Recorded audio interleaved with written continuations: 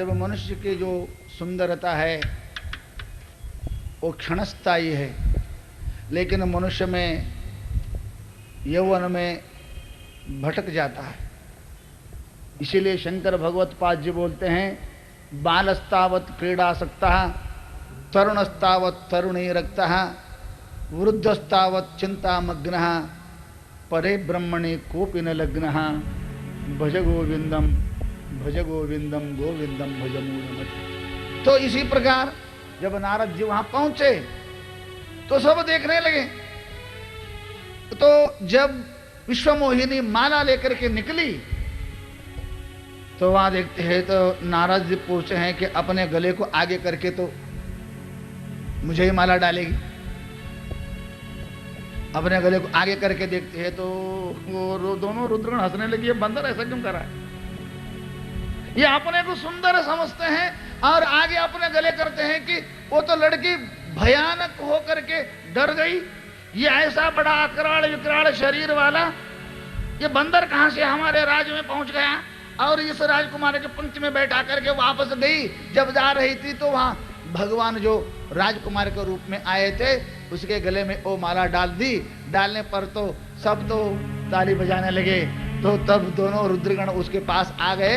आकर के क्या हो गया कि पूछे कि भाई तो ऐसे गला क्यों आगे आगे कर रहे हो? तो आप अपने मुंह तो देखा है कि नहीं? कौन सा मुंह? अरे क्या मुंह, तो मेरा तो भगवान का है। अरे हरि का मुंह है। हाँ हरि का तो है, हरि का तो आरती तो समझा नहीं है। हरि का क्या अर्थ होता समझा नहीं, तो जाकर के थोड़ा तुम्हारा मुंह तो देखो। मैंने कहा वो मिरर कहाँ है उस समय देखने के लिए? आज तो सब अपने पर्स में रखे रहते हैं। उस समय उसके क्या पर्स है, उस बैग है तो देखा क्या? कहाँ देखना? जहाँ तो वहां भागे भागा, वहां तालाब था, तालाब में पानी, तो शांत पानी में वो देखा मुंह, बंदर का मुंह था। अरे अरे बहुत दुख हुआ उसको। अरे भगवान को मैंने प्रार्थना की, इतने दिन भजन किया और भक्ति की और मुझे ऐसा बंदर बना दिया भगवान ने। तो बड़ा गुस्से से आया। तब दोनों तो रुद्रगण आए, आकर के बोले कि भैया आप गुस्सा काहे को करते हैं? गुस्सा नहीं तो क्या करते हैं? ऐसा तपस्या की तो मैंने ऐसे मुझे आशीर्वाद दिया तो आप मुझे हंसते हैं। तो इसलिए बोलते हैं कि कोई दुखी हो तो तब जाके हंसना नहीं, जो हंसता है वो फंसता है। समझे नहीं? दुखी लोगों के सामने हंसना नहीं है, तो फिर वो कुछ ना कुछ कर बैठेगा। तो जो हंसता है वो फंसता है।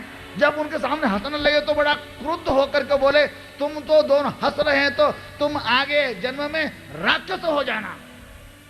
दोनों रुद्र गुणों को शाप दिया, तुम दोनों राक्षस हो जाओ। उसमें एक रावण बना, दूसरा कुंभकर्ण बना।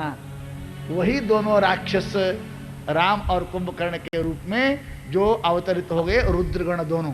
तो अब वहां आगे जाए, अब छोड़ना नहीं है, उस विष्णु को छोड़ना नहीं है। जब आगे आए तो दोनों राजकुमारी को लेकर आए भगवान विष्णु। देखते हैं कि हाँ तू इधर आया, तू ही राजकुमार होकर के आया था। बहुत लोगों को तो फंसाया और तू बड़ा कपटी है। तो समुद्र जब विष निकला तो शंकर को दिया, लक्ष्मी आई तो तू लेके भागा, और वृंदा को भी तूने तपस्या से भंग किया। तो हमेशा ही गड़बड़ करता है, तुमको छोड़ूंगा नहीं, तुमको मैं शाप दूंगा करके जब शाप दिए तो कहता है कि जिस स्त्री के कारण मुझे दुख हुआ और पश्चाताप हुआ, तुम भी आगे जन्म में मनुष्य का जन्म लोगे, तुम्हारा स्त्री के कारण तुमको भी दुख होगा, ये मेरा शाप है। जब नारद शाप देते हैं तब भगवान हंसते हंसते हुए शाप को स्वीकार करते हैं, अपनी जो माया को वापस लेते हैं। तब नारद तो शांत हो जाता है।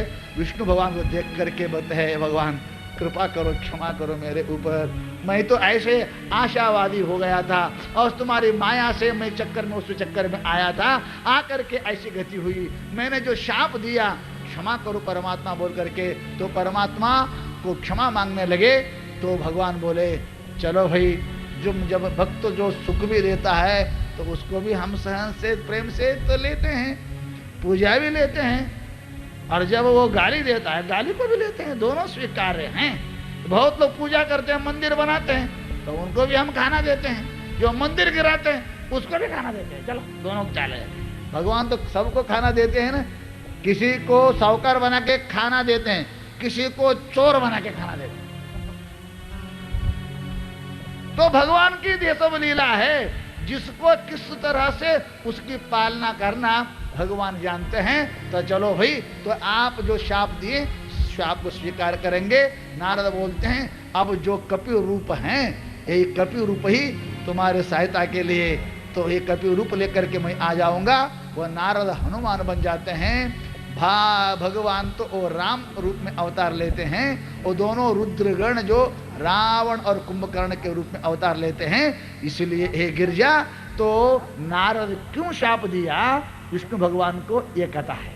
तो इसलिए भगवान के अवतार के लिए यहाँ सामान्य शास्त्रों में 6 कारण हैं, उनमें भी नारद शाप एक कारण है, और प्रताप भानु की कथा है वो भी एक कारण है, बहुत कारण है। इन सभी कारणों के कारण परमात्मा मनुष्य का देह धारण करते हैं, और तनु धारण करके करते क्या, हमको शिक्षा देते हैं। मर्त्यावतारस्तु मर्त्य शिक्षणार्थ शिक्षा देते हैं। इसीलिए तो भगवान इन कारणों के कारण वो मनुष्य शरीर धारण करते हैं। तो कल संध्या के समय में श्री राम भगवान का जन्मोत्सव मनाएंगे।